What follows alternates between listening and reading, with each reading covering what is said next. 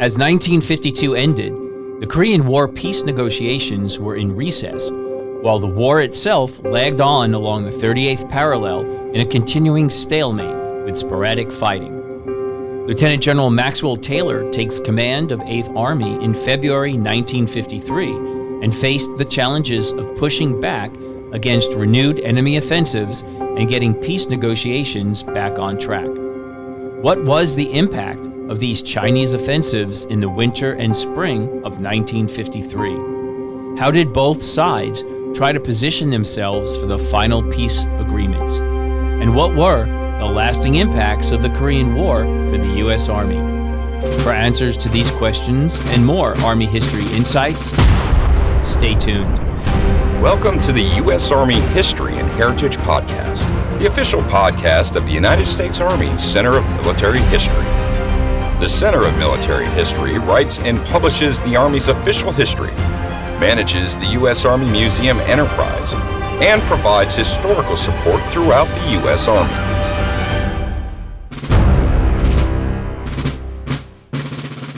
Hello, everyone, and welcome back to the United States Army History and Heritage Podcast. I'm Lee Reynolds, the Strategic Communications Officer for the Center of Military History. In this episode, we're discussing the Army's role in the Korean War from January 1953 through the Armistice in July 1953, and the lasting impact of the war, specifically on the U.S. Army. Joining me for this discussion is Army historian Dr. Michael Krivdo. Welcome back, Michael. Aloha, Lee, and it's great to be back. Thank you again for the opportunity to talk about one of my favorite subjects, the U.S. Army and Pacific. Yes, sir. Yes, and a great aloha back to you, and thanks for coming on back. And you're definitely the right person to talk to about this. So a little background on Michael. So Dr. Michael Krivdo is the command historian for the U.S. Army Pacific Command. He's stationed there in Hawaii. Previously, he served in the Marine Corps for 25 years as an infantry officer and special operations officer. Highlights of his career include regional Marine officer responsible for the internal security for all U.S. State Department embassies and consulates within the Indo-Pacific region. He authored several NATO manuals, served as the United Nations Military Observer Team Leader, and was the first U.S. Pacific Command representative to the Republic of Korea Marine Corps. After leaving active duty, he earned a doctorate in military and diplomatic history from Texas A&M, where he taught military history for 2 years until hired by the U.S. Special Operations Command as a civilian historian. In addition to publishing historical articles, he co-authored a book for the Army University Press on special operations support to large-scale combat operations. Well, Michael, that's a lot of accomplishments and experiences right there. Well, thank you. Yeah, sir.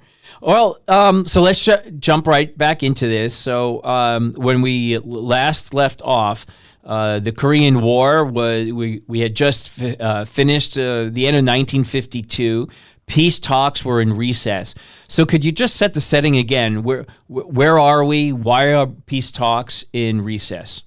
Well, in basically both armies had fought each other to pretty much a standstill. You know, they had both reached their culminating point, and it was a particularly bad winter, which means you're fighting the environment as well.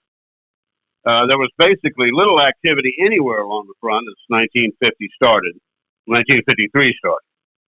Basically, like I say, both sides are reorganizing and consolidating their positions from the fierce fighting in the aftermath of China's intervention in 1950, late 1950, and the UNC's, the United Nations Command's, retreat from North Korea. Then, as spring approached and the weather got a little bit better, the enemy renewed his attacks against the 8th Army's outpost line. By July, these attacks had increased in frequency and intensity until they're nearly as heavy as those that occurred in May of 1951. Now, as you mentioned, in January 1953, General Dutch Van Fleet, who was the commander of the United Nations Command at that time, had 12 South Korean and 8 United Nations divisions to help him defend the Army front. The total strength of combat, service, and security troops was about 768,000, just a little bit shy, pushing on 1 million troops in combat. Opposing the UN forces were 7 Chinese armies and 2 North Korean corps, totaling about 270,000 troops. It was kind of hard to get an exact number of how many Chinese they had, and they cycled them through quite frequently to keep fresh troops in there. Mm-hmm. Another 531,000 Chinese and North Korean troops remained in reserve. So it gives you an idea of the scale of the forces that are facing each other. Did they have similar equipment, or did one side have any type of advantage over the other? I think the United Nations Command had the advantage on the equipment side, and they were able to start fielding. At the beginning of the war, they identified shortages and problems with equipment, specialized equipment such as cold weather gear, and getting that up to the troops to keep them alive. Like I say, they're fighting the weather as much as they're fighting the enemy itself. So, but the American supply system was starting to catch up, and they were starting to pump forward some of the specialized cold weather gear and equipment and things, brand new weapons, in particular, brand new Army infantry tank busting weapons, in the form of better bazookas with shape charge rounds that were much better than what they had, faced the North Koreans with in late 1950s. So yes, they were making some equipment. They were pushing some of that brand new equipment forward. Although the strange thing was, the whole time during the Korean War, the Army considered its priority the troops in Europe.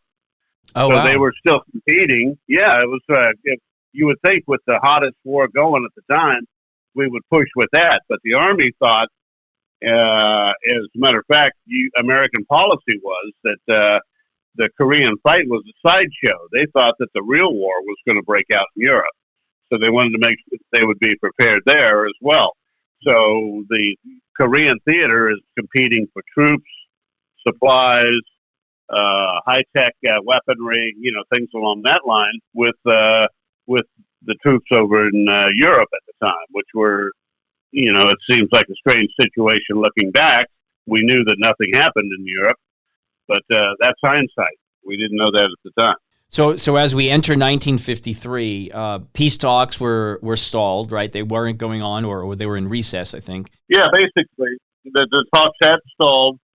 The discord took place over several issues, but principally the issue of the exchange of prisoners of war had prevented any agreement at the end of 1951, and this disagreement over that issue was heightened in 1952, where the UN delegates proposed to give captives their choice of repatriation, so that those who did not wish to return to communist control could be repatriated elsewhere. Because basically what was happening was, at the beginning of the war, in particularly with Korean prisoners, people who had been in the South Korean military forces, if they were captured, they were pressed into service with the North Koreans and the Chinese.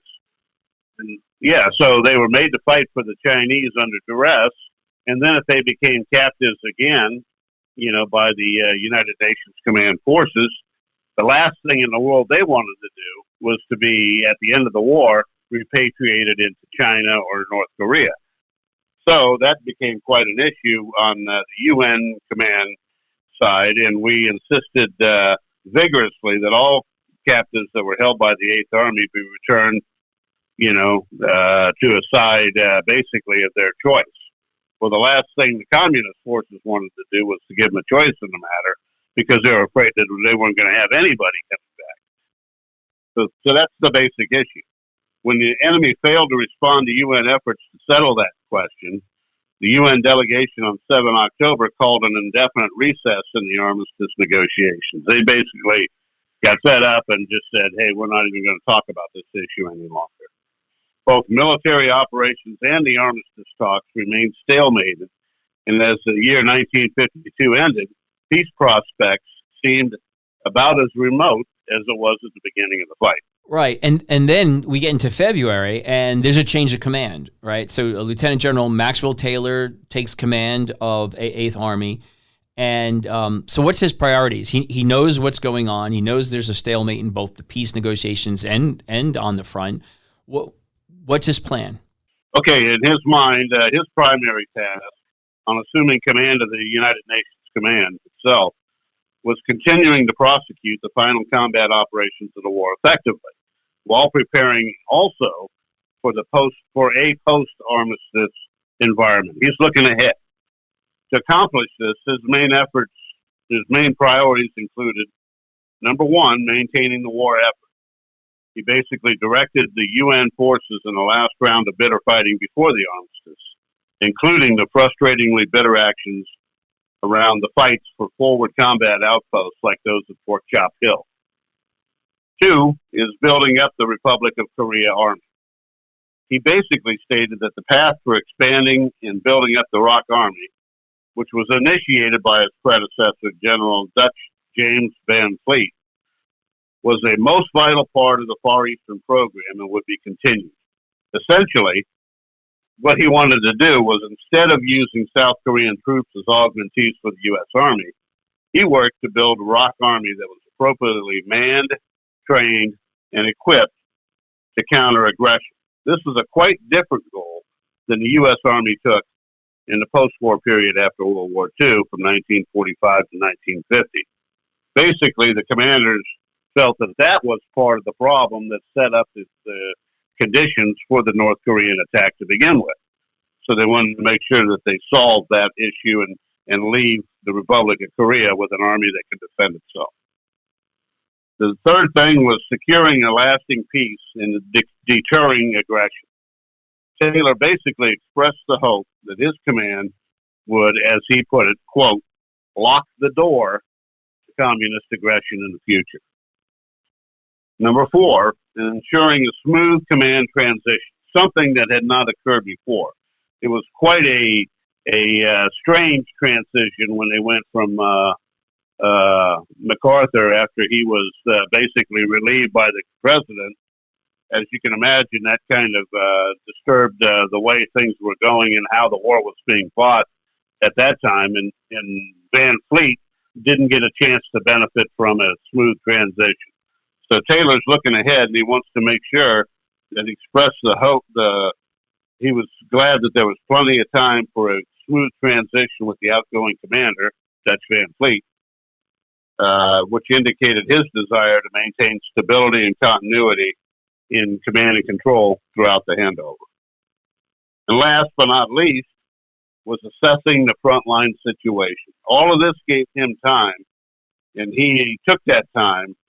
Once he arrived and assumed his command, he intended to inspect the front lines personally, calling them the part that is the most vital and that interests me most of all. For him to get an accurate, first-hand assessment of the front, not just of the morale and training of the troops, but to thoroughly learn the terrain, physical and cultural, on which the Army fought. Finally, following the armistice in July 1953, his priorities then shifted to administering the military assistance program to maintain a strong Korea, overseeing prisoner exchanges, and continuing to expand the capabilities of the ROK military, basically setting the stage for the long-term U.S. military presence in the region, something we did not have before. So now, he's in command. I understand his priorities, and he's out there checking the battlefield. Was his intent to launch an offensive? Do we know?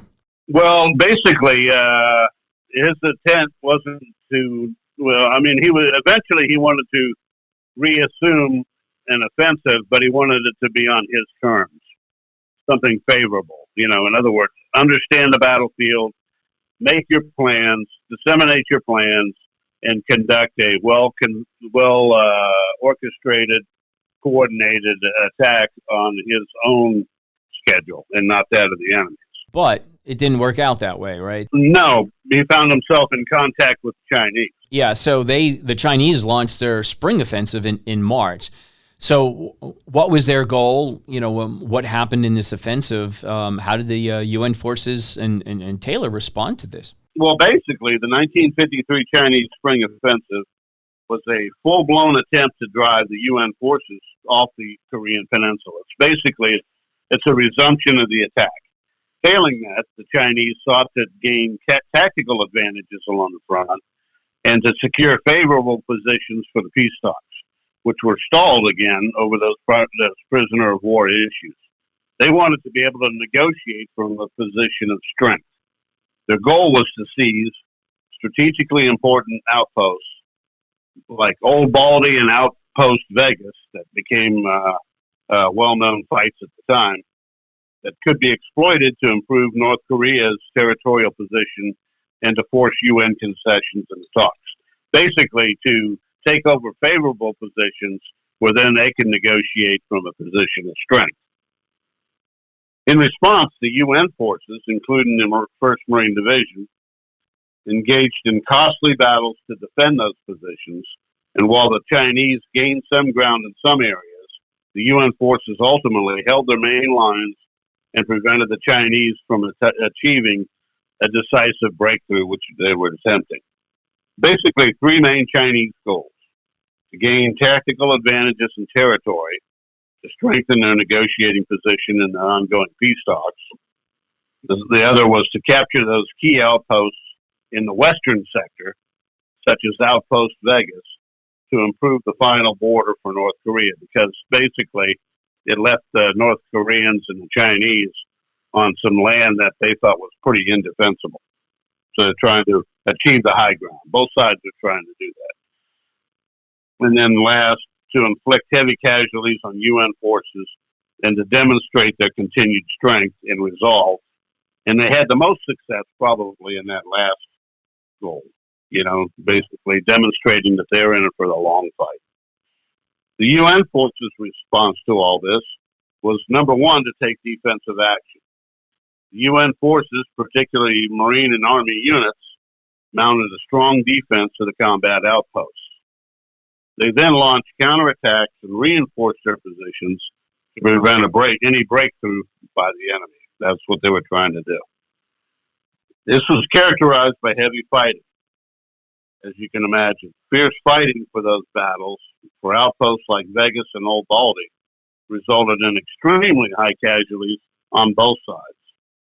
And then a strategic withdrawal. In some cases, the UN command, recognizing the high cost of an objective, made the decision to withdraw from certain positions if the tactical value was deemed insufficient. In other words, if it's costing us so much to be forward at this position, perhaps we can fall back to a much more defensible, an easily defensible position to where we're not, where we can basically stop the bleeding, as was the case in the initial efforts to retake Old Baldy on March 30th. There, they withdrew to more defensible ground that stabilized the main line of resistance. All of this resulted basically in a big stalemate. Again. While the UN successfully defended the majority of their positions and prevented a major collapse along the line, the heavy fighting and both human and material costs of the offensive created a bloody stalemate that characterized the final years of the war, and which is what it became famous for. And it had to be a big blow, really, to the Chinese. I mean, their goal was to push the UN forces back significantly, but really they didn't push them back at all. No, they didn't. They did in locally in certain areas, and in other areas we elected to basically pull back. But especially on the eastern side of the peninsula, we had great success and were pushing forward, and we're above the 38th parallel for most of that time. The 38th parallel, of course, for our audience, was the original starting line, because that was basically the line of demarcation that we drew after 1945 between North and South Korea, an artificial line that was created, but then became the de facto boundary between the two countries. How would you describe most of the fighting during this time frame? Was it infantry to infantry? Was there armor involved?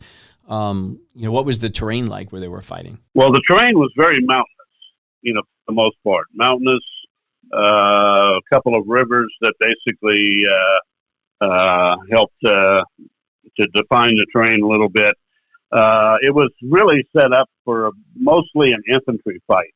There were options, and there were some opportunities to utilize armor and heavy artillery support, basically. But it was pretty much an infantry fight for hilltops and ridges, and ridges or river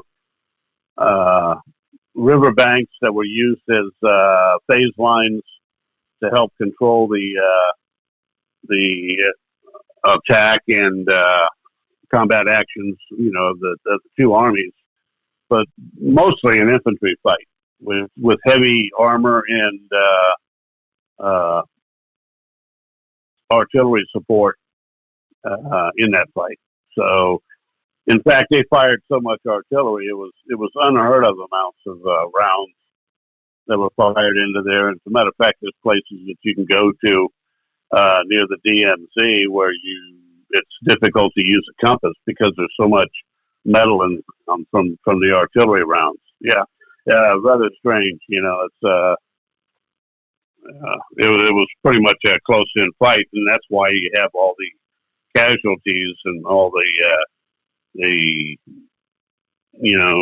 loss of materiel and units that are getting chewed up by this fight constantly. Yeah. So this new renewed intense fighting basically ends again in a stalemate.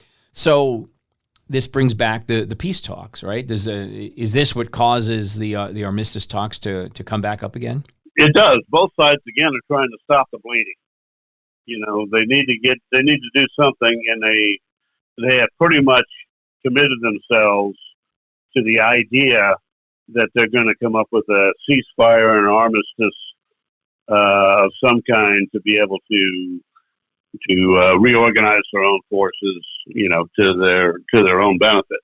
So yeah, they do bring back the armistice talks are resumed on April 26th of 52, but they had little direct impact on the fighting, which remained stalemate. Yeah, I think 53, right? 53. Yeah, 53. Yeah, sorry. But the talks did set the stage for the eventual breakthrough on that contentious prisoner of war issue and the final armistice more than about a year later. Mm-hmm. Meanwhile, UN forces maintained their active defense posture, and the conflict continued with bloody battles while those negotiations dragged on. Active defense involved inflicting heavy casualties on the communist forces while the negotiations unfolded in Panmunjom. The United Nations Command believed that continued military pressure, combined with President Eisenhower's threats of political escalation, which included also discussion of the possible use of nuclear weapons to bust. Was that open? Were they discussing that like in the press? Not in the press. It was discovered later on, years later, that those issues were being discussed in secret as a way of trying to break this stalemate, to do something to basically show that we're making some kind of progress. Because the whole issue with the stalemate was we're bleeding, we're getting casualties, we're losing equipment, but we're not getting anywhere. We're not moving anywhere on the ground. It was just beating each other over and over endlessly. And the sense was among the public that it was we need to do something to push the communists towards this final agreement. The impact of the resumed talks was the resumption of talks did not itself lead to an immediate ceasefire. Both sides had used the previous 6-month recess, which actually began around October of 52, to strengthen their positions, and the war continued in a bloody stalemate with fierce battles for control of the strategic outposts, somewhat along the 38th parallel. The The focus was on the POW issue, the primary sticking point remaining the voluntary repatriation of POWs. The United Nations Command insisted that prisoners should not be forced to return to their homelands against their will, while the communist side demanded the unconditional return of all their captured personnel for ideological reasons. This is basically one of their points. They want to make sure they get all of their people back on both sides. The April 52 talks April 53 talks eventually led to an agreement on the principle of voluntary repatriation, a key concession made by the communist side, which accelerated the process towards a final agreement. Once they got over that point, they basically were able, and found a way of voluntarily repatriating people to the side of their choice. Once they got through that point, the negotiations started to make a little bit of progress. And do you know if this was a Chinese suggestion or North Korean suggestion? How did the North Koreans actually feel about that? Well, the North Koreans, of course, on their own, they want to make sure they also were in this to try to gain the whole peninsula. It's really strange that you see the North Koreans and the South Koreans, who are kind of a mind that they want to continue to fight this thing until one side or the other wins out over the whole peninsula. But it's the support mechanisms, the United Nations Command and the United States on the South Korean side, and the Chinese on the North Korean side. It's these powers that be behind the Koreans that are kind of pushing for this settlement. They want out of it, and so they decide to negotiate this armistice to disengage and stop the fighting. Yeah, so eventually it leads to the final armistice, which was signed on July 27th in 1953. So what were the terms of that, and how did they establish, I guess, the DMZ, if you can talk about that too?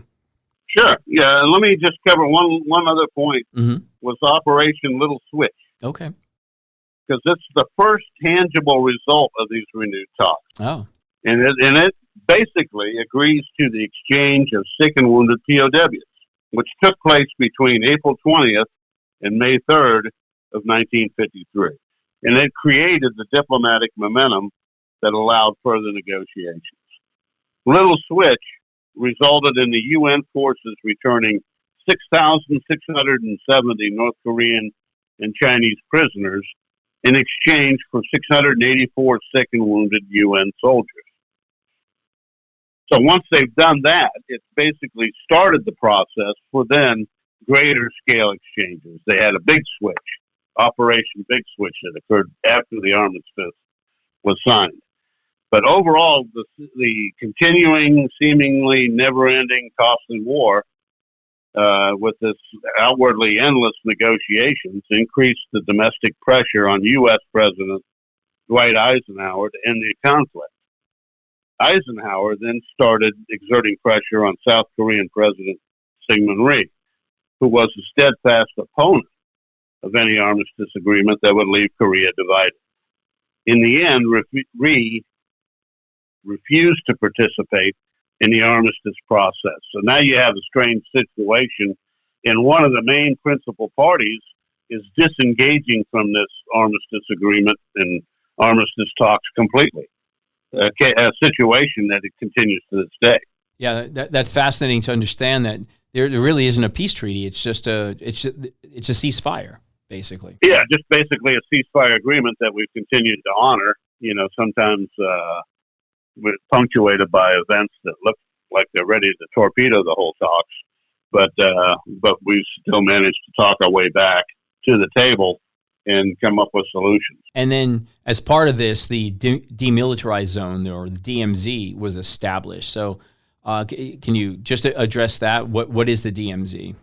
The 27 July of 1953 Korean Armistice Agreement basically created a demilitarized zone by establishing a military demarcation line, or an MDL, along the line of contact between the two armies, and having each side withdraw 2 kilometers from that line of contact, basically forming a 4-kilometer wide buffer zone. So basically they agreed, in part, along the line where they were in contact and shooting at each other on a daily basis, to basically pull back from that line 2 kilometers on each side, making a 4-kilometer wide buffer zone. The armistice also suspended hostilities, and it called for release of POWs, and then it set up commissions, formal commissions, like the Military Armistice Commission, to oversee that truce. But because South Korea didn't participate in the talks or sign the agreement, they're not a member of the committee, which causes, as you can imagine, some coordination issues. The terms of the armistice agreement are pretty simple. The first is the suspension of hostilities. First, you got to stop shooting at each other. All acts of armed force were to cease at 2200 hours on 27 July of 1953. The quiet that settled over the battlefield. Then was a formal prisoner of war exchange. Prisoners of war and displaced persons were to be released and repatriated, and this was to be heavily controlled at Panmunjom. That was designed as the gateway city, the only place where these forces could move around from one side to the other. So the prisoners of war funneled their way down to the Panmunjom, and then in a controlled manner were then exchanged within that city for the forces of the other side in a controlled manner. And then you had a demarcation line. A new border was established along the final line of contact, and then which roughly followed the 38th parallel, but did have some variations. Both sides withdrew 2 kilometers from the MDL to create a 4-kilometer wide demilitarized zone separating the combat forces. So basically, they pulled back what they thought was outside of the range of small arms, so that one side or the other wouldn't be tempted to shoot at each other. Basically, providing that separation between the two militaries, which hopefully would help them keep the peace within the DMZ. And then the establishment of the commissions. The Military Armistice Commission was created to supervise the implementation of the agreement and then to handle any violations. They would investigate any violations and file reports so that all parties then would understand what transpired during those violations, who was basically thought to be at fault, along with other agencies and the commission to handle the repatriation of POWs. Now, this results in like you mentioned, no formal peace treaty. The armistice is a military truce, so basically a ceasefire, not a peace treaty, which leaves the Korean Peninsula technically still in a state of war to this day. Now, has South Korea ever come back and signed on to this armistice? No, they have not. They have not. Still have not, but they're a party to it. They, we basically keep them engaged and help represent their interests within the Military Armistice Commission. And of course, the South Koreans are firmly committed in this whole process. You can't do anything without them.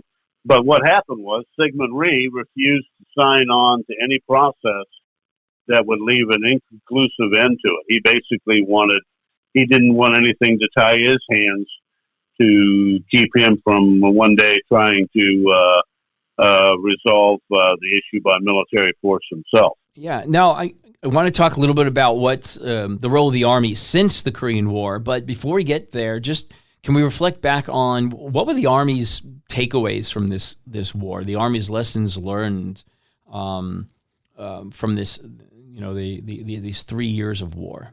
Well, I mean, there were quite a few, that basically they actually spent, in the interest of trying to learn from this unusual new style of war, is what a lot of people considered it. In the past, we've fought wars to conclusion one way or the other, and then dealt with those conclusions as it was. But in this case, it kind of came to an inconclusive end. Well, there was no end. There's no end in sight. Like we mentioned that we have a ceasefire, a continuing ceasefire, but the basic conflict is still there. We still have no peace treaty to solve that. So the Army spent a lot of time trying to learn from this new style of warfare to gain out of it what lessons they can learn and then impart them to the rest of the force, making changes in organization, making changes in structure, recommending changes in weaponry and tactics and doctrine that then affected the rest of the force. Yeah, Korea is often called, a study in unpreparedness. It is. How has the Army changed based on that? Well, one of the things is in that training and education. There's kind of a saying, no more Task Force Smiths. Oh, yes. Task Force Smith was the first organization that we committed to the war, and it was very unprepared, ill-trained. Men had not fired the weapons that they held in their hands before, ever, while the whole time that they were in uniform, which is amazing. They were completely unprepared for combat with the North Koreans, and it showed. And so the whole idea of how do we keep that situation from occurring again? So the training and education, there were great benefits that we reaped and made changes in the Army's training and education and material preparedness to basically make sure that we didn't have those Task Force Smiths occurring, the failures again that would ever occur.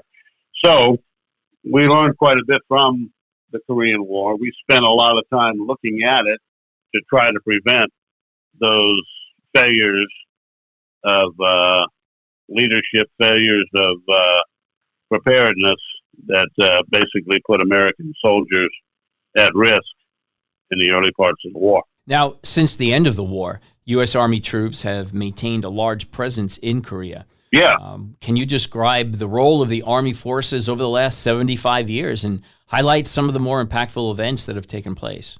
U.S. forces have played a vital role in deterring North Korean aggression since the end of the Korean War, providing regional stability and bolstering the U.S.-South Korea alliance.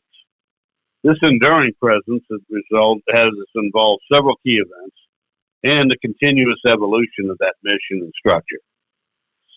The primary role of U.S. Army forces in South Korea over the last 75 years has been, of course, to maintain that armistice and to deter a potential attack from the North Korea, from basically keeping the war from going hot.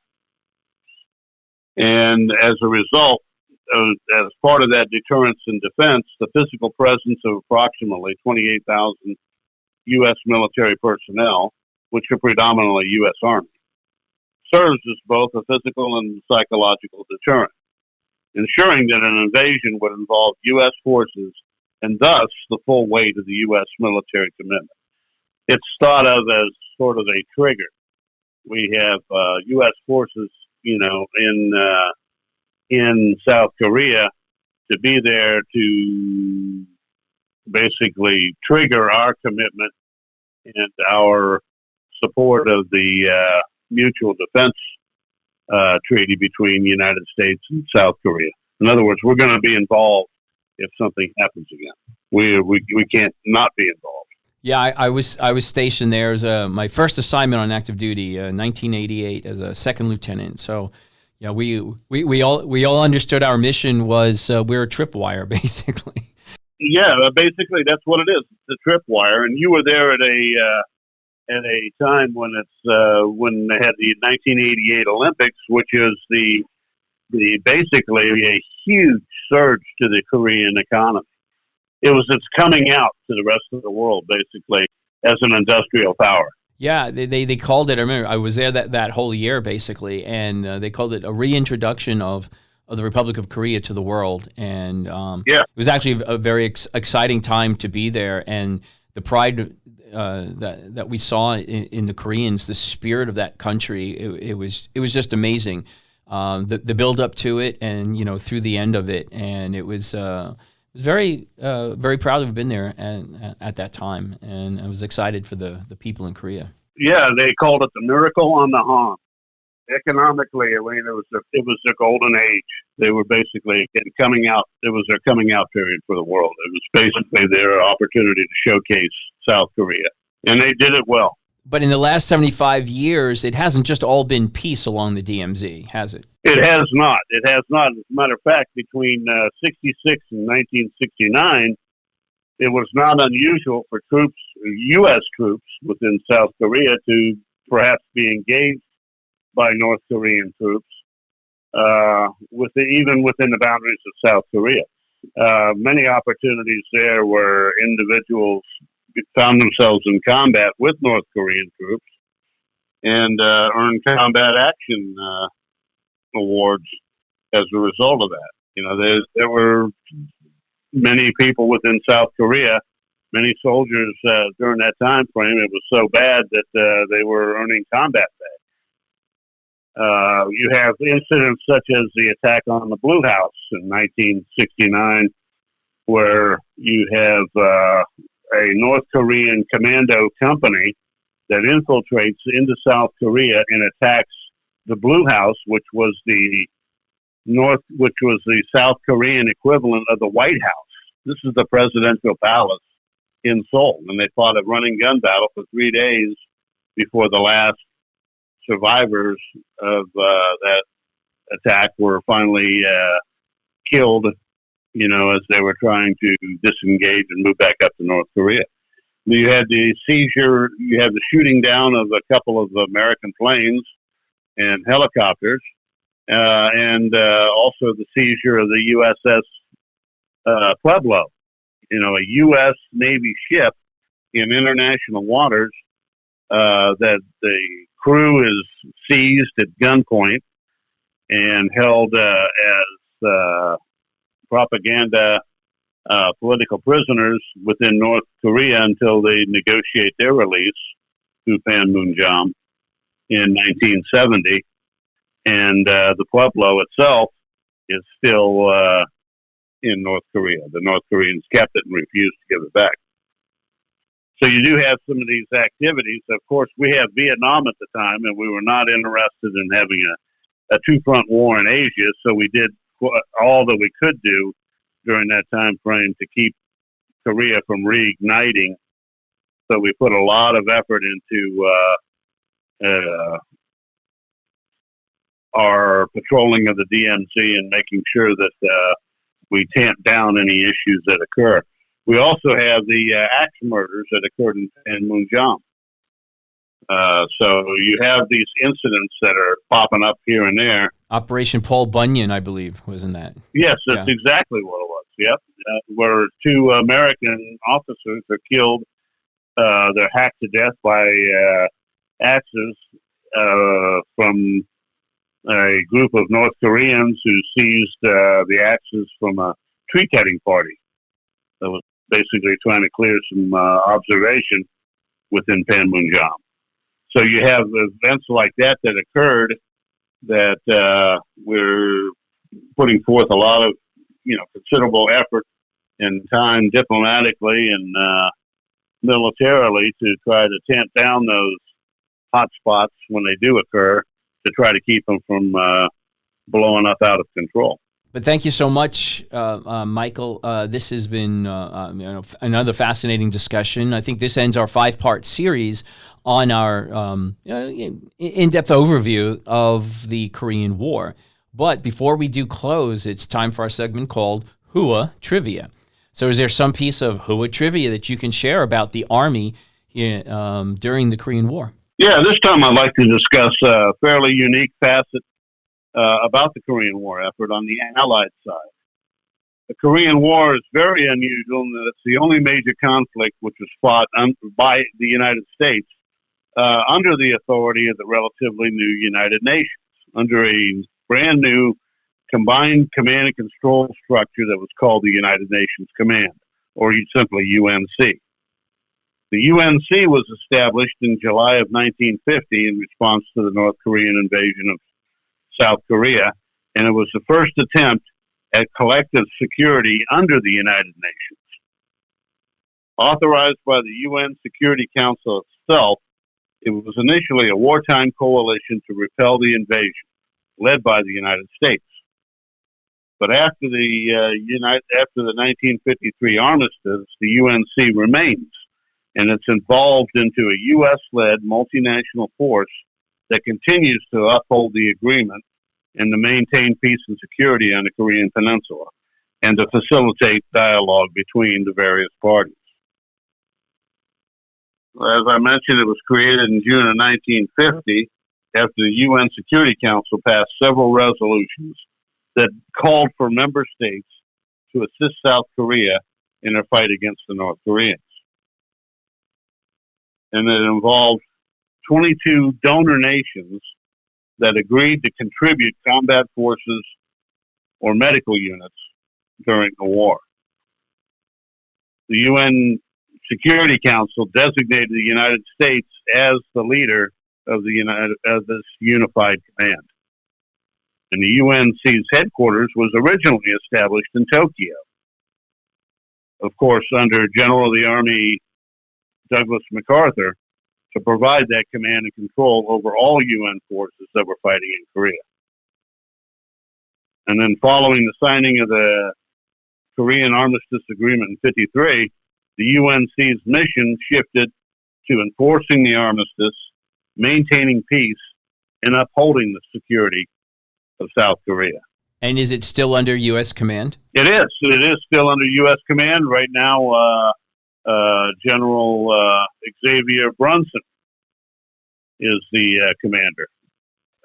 The location of the United Nations Command is, of course, shifted to Seoul rather than where it was formerly in Tokyo. So it's moved closer and into the theater itself. The UNC's role as a multinational force has continued for 75 years, and they're celebrating the 75th anniversary of that right this year. And they'll continue to talk about UNC-led events all the way through the 75th commemoration of the war for the next 3 years. Oh, great. Yeah, because we're recording this here in November of 2025. And so the commemoration goes on for the next couple of years. So, well, great. And, well, thank you so much, Michael, for all your insights today about the Army and the Korean War. And if anyone wants to learn more about the Army in the Korean War or learn more about Army history in general, please feel free to explore our website at history.army.mil, M-I-L. And if you want to experience Army history every day, visit us on social media. We're on Facebook, X, and Instagram. So thanks for joining us today on the United States Army History and Heritage Podcast. For the Center of Military History, I'm Lee Reynolds. And until next time, we're history. The views expressed in this podcast reflect those of the speakers and do not necessarily reflect the views, policies, or opinions of the U.S. Army or Department of Defense. For more information about the Army's proud history and heritage, go to history.army.mil.